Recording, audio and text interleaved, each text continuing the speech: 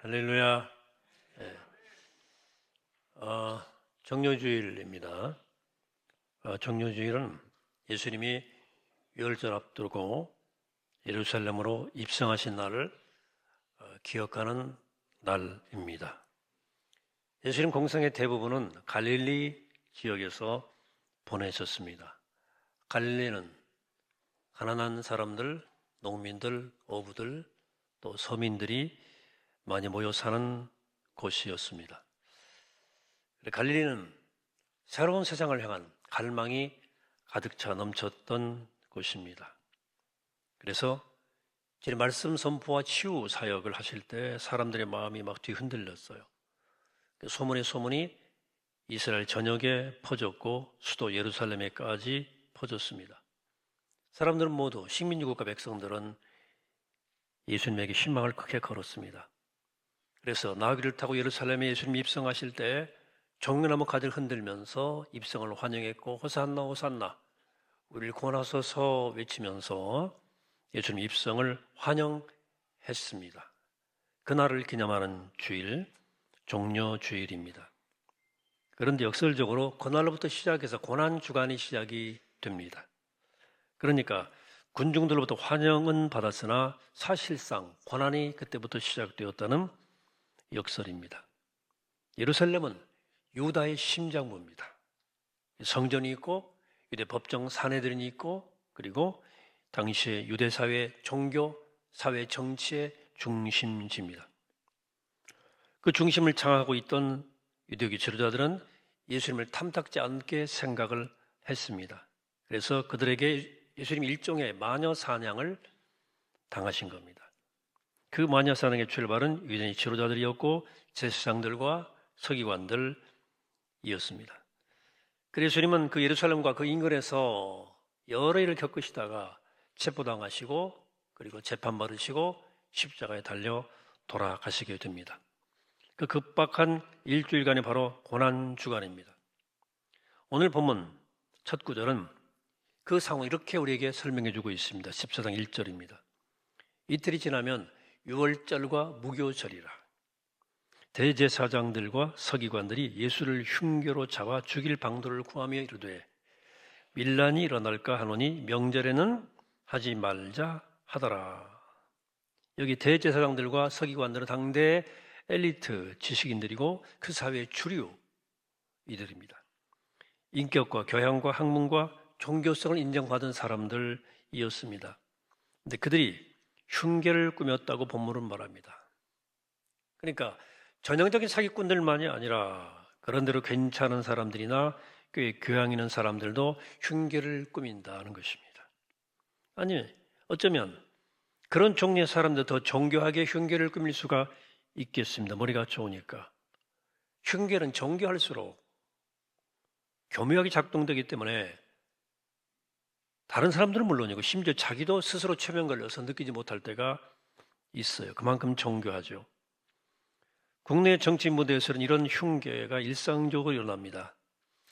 이번 전쟁도 저는 개인적으로 에너지 패권을 확보하기 위한 전쟁 아닌가 그렇게 생각하고 있습니다. 표면적으로 많은 이유들이 있겠지만 그 밑에 도도히 흐르는 것은 경제 패권 전쟁이 아닌가 제 생각이에요. 중동 땅에 기름이 없었다면 저런 일이 일어날까 하는 생각도 해보게 돼요.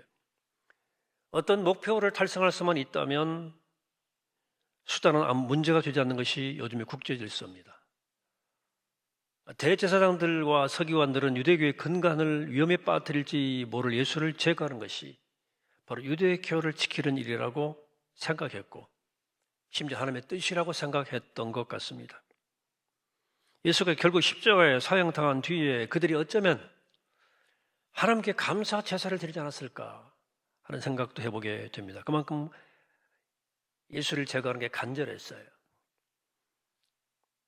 그런데 흉계를 꾸미고 작당하고 있던 대제사장들에게 절호의 기회가 왔어요. 오늘 설교 뒷부분 마지막 단락 10절, 11절에 따르면 예수님의 제자인 가룟 유다가 대제사장들에게 돈을 받고 예수를 적당한 시기에 넘겨주기로 흥정을 끝내는 장면이 등장합니다.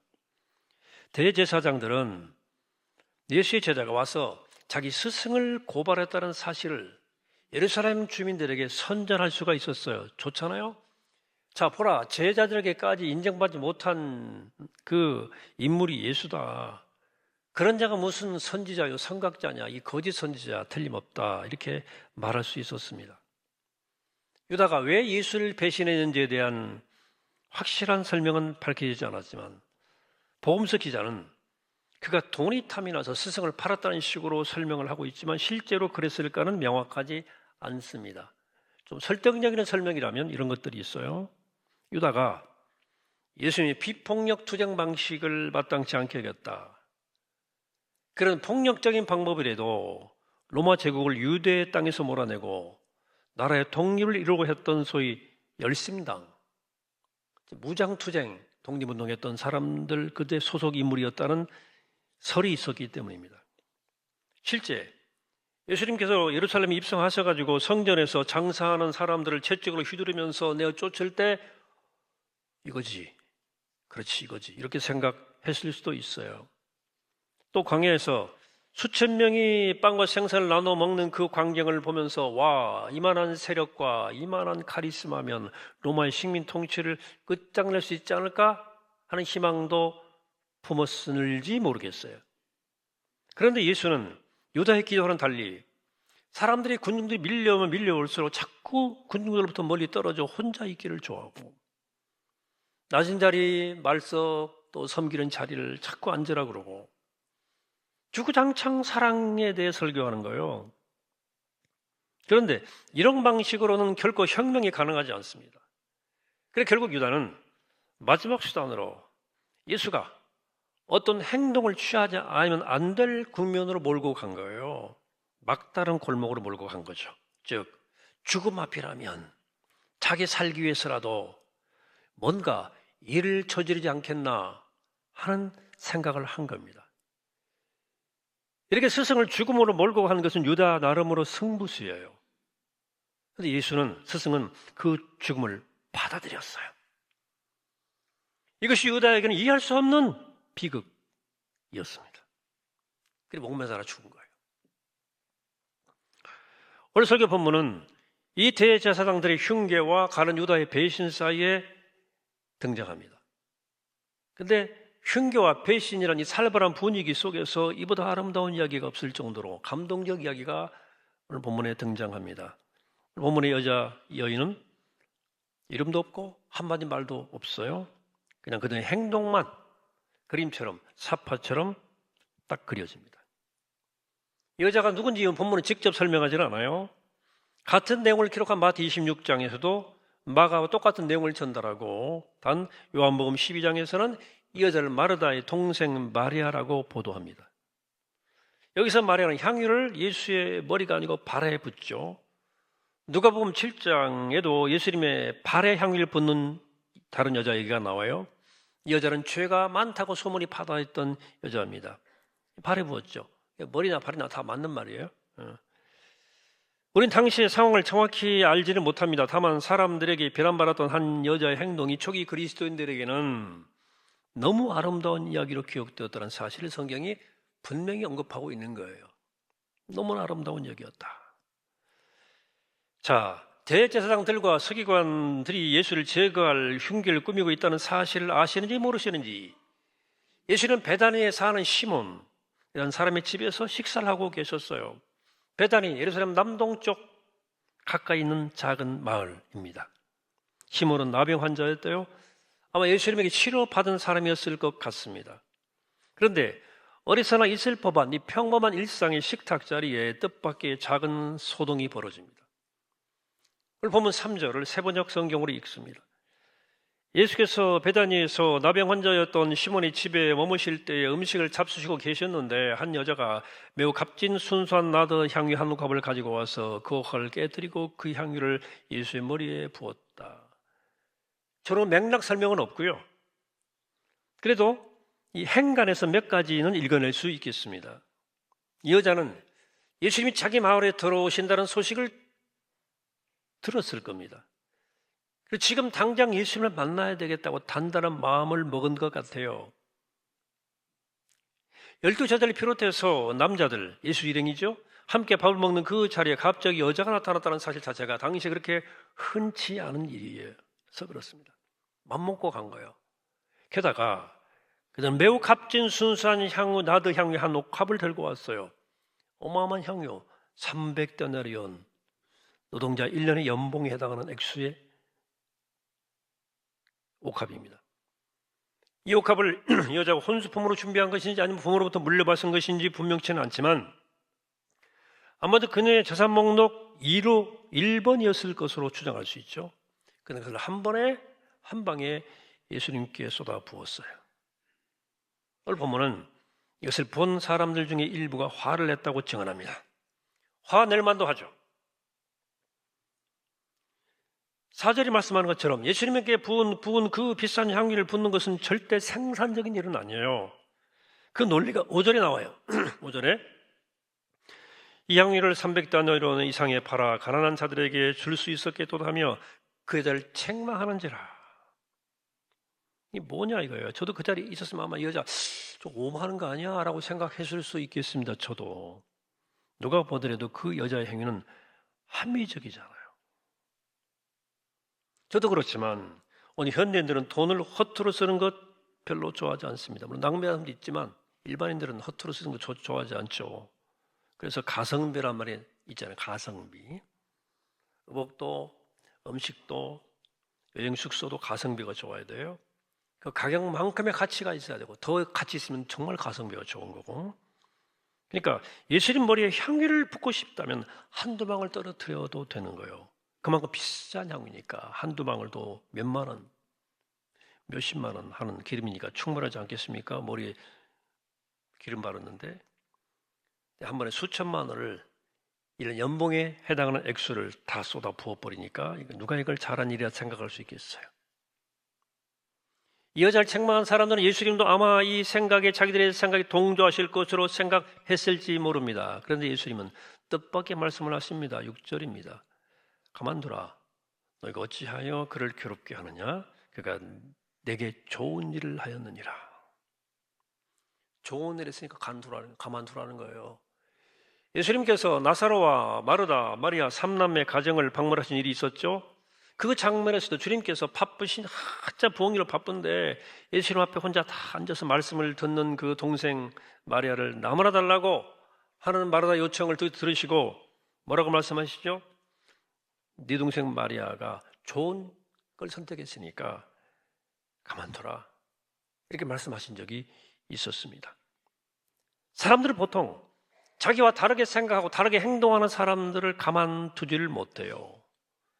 물론 정말 잘못한 일까지 나몰라라 하는 일은 가만둘 수는 없겠지만 그러나 자기 것이 아니고 내 생각과 다른 생각 가지고 있는 거 보고 쟤 왜 저러지? 하고 못마땅해 하는 거죠. 못마땅해.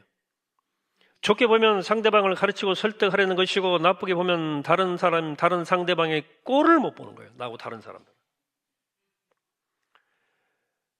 또 자기 의가 강한 사람들이 흔히 하는 방식처럼 상대방의 잘못을 지적하는 방식으로 자기 의를 드러내는 거예요.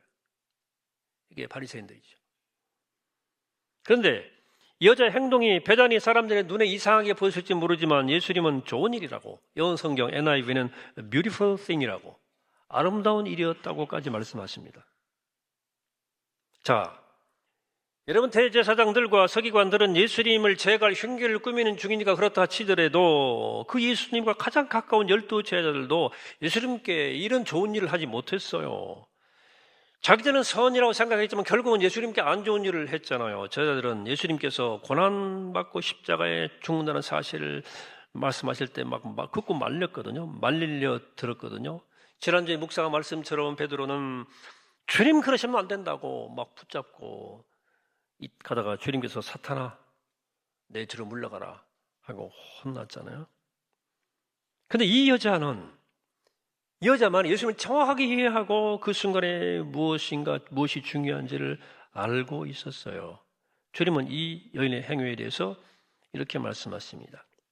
그는 힘을 다하여 내 몸에 향유를 부어 내 장례를 미리 준비하였느니라. 자, 옥합을 깨뜨려 향유를 부는 행위를 예수님의 장례를 준비한 미리 준비한 것이라고 주님께서 말씀하십니다.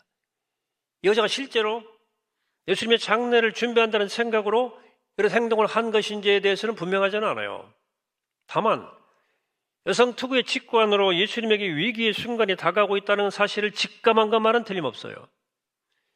예수님에게 지금 엄청난 일이 밀려오고 있고 지금 예수님을 못 만나면 예수님을 당분간 뵐 수 없겠다 하는 생각이 밀려왔고 더 깊은 영혼 깊은 곳에서는 주님은 살아생전에 뵐 수 있는 이게 마지막 기회일지 모르겠다는 의식이 생각이 또아리를 들기 시작한 거예요. 그리고 여자는 그 비싼 향유를 손에 들고 두려움 없이 사람들이 모여있는 자리에 와서 공개적으로 예수님에게 향유를 쏟아 부은 겁니다. 이건 역사의 아이러니라면 아이러니고 신비라면 신비예요. 평소 죽음의 자리까지 그렇게 주님과 동행하겠다고 큰소리 뻥뻥 치던 제자들은 예수님 십자가의 죽음 앞에서 슬슬 꽁무니를 다 빼고 있었고 오히려 이름 없는 이 여인만이 예수님의 마지막 순간을 장례를 미리 준비한 것이어서 그렇습니다. 본문 7절에서 예수님 이 여자를 책망하던 사람들이 내세운 논리를 반박하십니다. 7절 다시 합독해 볼까요? 시작. 가난한 자들은 항상 너희와 함께 있으니 아무 때라도 원하는 대로 도울 수 있거니와 나는 너희와 항상 함께 있지 아니하냐. 아멘. 자, 이게 예수님 믿지 않은 사람들, 교회 밖의 사람들이 들으면 어떻게 반응할까요? 아, 이 사람 자기 우상하는 거 아니야? 이거 무슨 사이비 교주와 다를 게 없네? 라고 생각할 수 있어요. 왜? 가난한 사람을 돕는 행위는 고귀한 일이거든요. 최소한 인간의 품이 잃지 않도록 사회복지 제도를 적극적으로 펼쳐나가는 것은 너무나 소중한 일입니다. 인간이 함께 인간답게 더불어 함께 살아가야 한다는 휴머니즘은 아무리 강조해도 지나침이 없는 좋은 생각이에요. 정치도 그 근본에서는 이 땅에 가난하고 약한 사람들을 제도적으로 돕는 행위예요. 정치 행위는. 그런데 이 대목에서 우리가 두 가지를 생각해야 되는데, 첫째는 사람은 그 근본에서 휴머니즘을 온전히 실천할 능력이 그렇게 크지 않다는 거예요. 인간은 근원적으로 자기중심적입니다. 그래서 인간에게 휴머니즘의 능력이 컸다면 휴머니즘 가운데서도 가장 극단적 휴머니라고 할 수 있는 공산주의가 실패했을 리가 없었을 겁니다. 이런 공산주의는 다 같이 잘 사는 사회를 인위적으로라도 강제적으로라도 만들어 보겠다는 현실적 이념 아니었습니까? 그런데 그 제도를 만든 인간들이 욕망을 못 이기니까 거기도 욕망이 있거든요. 그 제도 자체가 망가져버린 겁니다. 인간이 왜 휴머니즘을 실천할 능력이 적은지에 대해서는 제가 여기서 일일이 설명하지는 않겠습니다만은 보세요. 공산주의 그러면 대척점이라고 할 수 있는 자본주의 세상의 체제에서는 에서도 가난한 사람이 계속 나오고 더 나온다는 사실은 무엇을 말하는 것입니까? 인간은 근원적으로 자기를 위한 존재라 그 말입니다. 그렇다고 오해하지 마세요. 인간이 이기적이고 사랑할 능력이 부족하니까 가난한 자를 돕는 일을 하지 않아도 된다는 말은 결코 아니에요. 해야죠. 오늘 우리 시대의 문제는 그런데 이렇게 가난한 자를 도와야 한다는 인간의 당위를 근거로 해서 인간의 종교성을 부정한다는 거예요. 쉽게 말해볼까요? 교회 다닌다고 밥이 나오냐 떡이 나오냐? 그 시간에 너 차라리 돈 벌게 낫지 않아? 이런 식이죠. 기도는 무슨 기도냐? 예배만 드리면 다냐? 이 시간에 가서 어려운 사람 돕고 광장으로 나가야지. 뭐 이렇게 말할 수 있죠. 향유 300단을 팔아서 가난한 자를 도와야 한다는 주장이 이와 비슷한 논리 맥락이라고 말할 수 있겠습니다. 예수님이 광야에서 사탄이 주님을 유혹할 때도 돌로 떡을 만들라고 주장도 이와 같은 맥락이에요. 먹고 사는 문제가 우선이지 무슨 말씀이 우선이냐는 거예요. 순서를 뒤바꾸는 거예요. 이것이 예수님에게 유혹이었다. 오늘 본문의 사람들 현대인들도 다 똑같이 속으로는 저 향유 나한테 주면 얼마나 좋았을까 이렇게 생각했을지도 모르겠습니다. 말은 그렇게 하지만 둘째, 사람은 가난한 자들을 돕고 복지 제도를 향상하는 휴머니즘으로만 사는 게 아니에요. 휴머니즘보다 더 중요한 것은 그 휴머니즘 안에 있는 사랑이에요. 실제 사랑의 실제, 그 모든 것이 사랑에서 나온다는 것을 깨닫고 그 사랑을 실제로 경험하는 겁니다. 우리의 생명을 살려주는 것은 어떤 이기즘주의가 아니고 사랑이에요. 이념은 껍데기일 수 있어요. 생명의 근원이 사랑이라고요. 마리아는 그 사랑을 알았고 그 사랑을 주님에 의해서 경험했어요. 진짜 사랑을. 그래 그 사랑으로 옥합을 깨뜨려 주 앞에 부었어요. 그 주님은 그것을 가리켜서 내 장례를 준비한 것이라고 말씀해 주셨습니다. 그 여자는 사랑을 경험했고 생명을 경험한 거예요. 하나님을 경험했고 그 사랑으로 응답했어요. 사랑을 실천한 거예요, 진짜로. 진짜 사랑을 실천한 거예요. 우리 기독교가 단순히 도덕주의적 가르침에 머물지 않아야 할 이유가 바로 여기 있는 거예요. 그런 도덕과 윤리, 구제에 관한 일들은 세상에서 다 배울 수 있습니다. 그리스도인도 마땅히 또 그런 일을 설선수범해서 앞장서 해야 돼요. 역사시키는 사람이라면 우리가 시민으로서 세금도 제대로 내야 되고, 시민단체나 사전단체 또 형편 어려운 NGO들을 귀에 닿는 대로 우리가 후원해 줘야 됩니다. 그러나 교회는 그럼에도 불구하고 예수를 그리스도요 하나님의 아들로 고백하는 사람들의 생명 공동체라는 사실을 절대 잊으면 안 됩니다. 우리 예수의 장례를 준비하는 사람들입니다. 그 십자가의 죽음과 부활을 증언하고 그의 다시 오심을 기다리는 종말론적 공동체예요. 식사자리에 펑 나타나가지고 향유를 예수님의 머리에 부은 이 여자처럼 예수님의 죽음을 맞이하는 사람들입니다. 그래서 예수님의 죽음을 맞이하면 자신의 죽음도 맞이하는 사람들이에요. 그게 본질입니까? 여러분 생각해 보세요. 우리가 살면서 죽음을 준비하는 문제보다 더 중요하거나 더 시급한 일이 있겠습니까? 예수님께서는 9절에서 이 사태의 핵심을 아주 정확하게 요약해서 말씀하셨어요. 초기 그리스도인의 영혼 깊이에 가기 전이 말씀. 내가 진실로 너에게 이르노니 온 천하에 어디서든지 복음이 전파되는 곳에는 이 여자가 행한 일도 말하여 그를 기억하리라 하시니라. 여자 행위가 바로 복음에 대한 가장 중요한 징표란 말씀입니다. 복음은 기쁜 소식이죠. 그렇죠? 예수 그리스도가 바로 기쁜 소식 그 자체이시죠. 그런데 그 기쁜 소식, 복음은 예수님의 장례를 준비하는 이고 예수님의 장례를 준비함으로써 자기 장례도 준비하는 것이라는 것입니다. 이게 복음의 본질이라는 거예요. 죽음을 마주하라는 그런 것이라는 거예요. 아니 세상 살이도 바쁜데 먹고 살기도 바쁜데 무슨 벌써 장례 준비하냐? 그 실제로 죽을 때 처리하면 된다고 생각하는 분도 있을 거예요. 당연하죠. 그렇게 생각할 수 있어요. 아직 멀었으니까. 진짜 멀었을까? 우리 일상이 얼마나 바빠요? 묻습니다. 여러분 무엇으로 그렇게 바쁩니까? 뭐 때문에 바빠요? 제가 신학교 때 시바란스 신촌에 있는 호스피스 병동에 봉사를 나간 적이 있어요. 여러분 호스피스 병동에 있는 사람들 일상을 아십니까? 사로 몇 꽃이 피었는데 꽃을 보는 표정이 그렇게 절실할 수가 없더라고요. 절실해요. 차를 마시고 산책하는 그 일상이 너무 소중해요.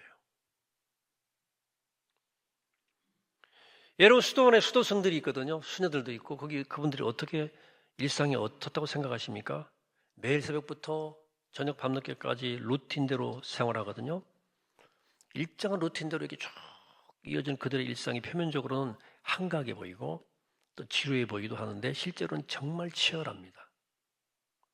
날마다 나는 죽노라는 그 바울의 고백을 기억하면서 나마나 십자가를 바라보고 나마나 내 뜻과 내 감정과 의지를 꺾고 자기 죽음에 직면하는 과정이에요.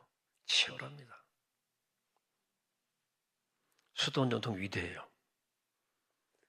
조금만 더 깊이 생각해 보면 근본적으로 우리 일상은 죽음과 분리된 게 아니에요. 예수를 오래 믿고 좀 영적으로 깬 분들은 다 느끼시겠지만 이미 죽음이 우리 일상 안에 깊이 들어와 있어요. 우리가 공동체로 살아가면서 함께 매번 치르는 장례는 그것을 말해주는 거예요. 그러므로 일상을 본질로 살고 치열하게 산다는 말은 그 죽음을 매 순간 대면한다는 뜻입니다.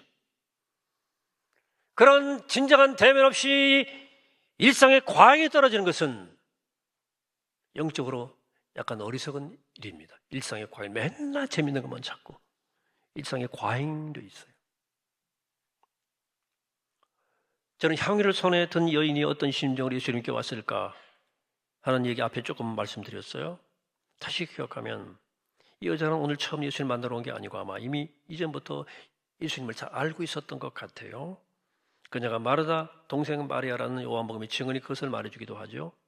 자, 대제사장들과 서기관들은 예수를 제거할 기회를 엿보았고 유다는 스승을 배신할 각오를 다지고 있었고 다른 제자들은 고난과 십자가의 죽음에 대한 이 본질적 예수님의 예고를 귀통으로 들었어요.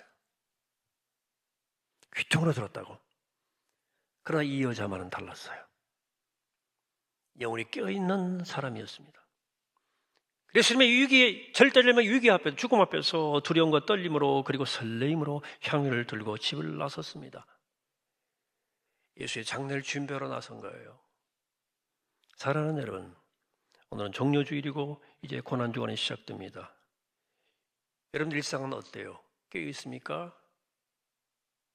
잠들어 있습니까? 보통은 반쯤 깨어 있고 반쯤 잠들어 있어요. 비몽사몽 아닙니까? 때를 분별하고 자신의 모든 것을 깨뜨려 예수님의 장례를 준비한 이 여인처럼 날마다 예수님 만나고 예수님 손 붙잡고 본질에 집중하며 살고 있습니까? 내게 주어진 현실에 최선을 다하면서도 깨어서 주님 바라보고 저와 함께 나란히 동행하고 계십니까? 나의 장례를 준비하고는 계십니까? 바라기는 이번 고난주간이 그런 날이 되기를 축복합니다. 여러분들 시간을 깨우십시오. 일단 일주일 동안 시간을 깨우라고요. 더 쉽게 새벽을 깨우십시오. 이번 주간에 무덤덤한 일상을 흔들어 깨우라고요. 이대로는 안 됩니다. 한 주간 내 영혼의 상태를 좀 돌아보시기 바랍니다. 그 내 사랑하는 가족 또 이웃들의 상태를 돌아보시고 나를 돌아보고 내가 복음을 전해야 할 이웃들을 돌아보시기 바랍니다. 제가 사순절에 잃어본 영혼 좀 작정하자고 부탁을 드렸는데 부탁합니다. 저는 우리 교회가 영혼을 사랑하는 일에 정신줄 놓는 교회가 되지 않게 되기를 바랍니다. 정신을 놓으면 안 되죠, 우리가. 오늘 이 옥합을 깨뜨린 이 여인, 복음의 징표인 여인을 기억하시기 바랍니다. 그래, 우리 삶에 무엇이 정말 중요한지, 무엇이 본질인지를 깨닫고 옥합을 깨뜨려 예수님의 장례를 준비하고 자기의 장례까지 준비하는 우리 모두가 되기를 이 시간 주임으로 간절히 축원합니다. 기도하겠습니다. 거룩하신 아버지 하나님, 주님의 절대절명의 위기, 그 죽음의 순간을 직관적으로 직감하고 예수께 달려와 옥합을 깨뜨려 예수님이 그리 하실 것이니까 내 모든 걸 깨뜨려 쏟아부은 그 여인을 주님께서 내 장례를 준비했다고 말씀하셨습니다. 우리가 깨닫혀서 깨우쳐 늘 깨어있어서 이 여인처럼 주님의 때에, 생명의 때에 주님을 만나고 주님의 장례를 준비하고 나의 죽음도 준비하는 거룩한 삶을 살아 오늘 여기서 영생을 체험하고 천국을 맛보는 놀라운 역사를 감당할 수 있도록 우리를 축복해 주시고 복음을 전하고 복음의 능력과 승리를 경험하는 우리가 되게 하여 주옵소서. 감사드리옵고 예수 그리스도의 이름으로 기도합니다. 아멘.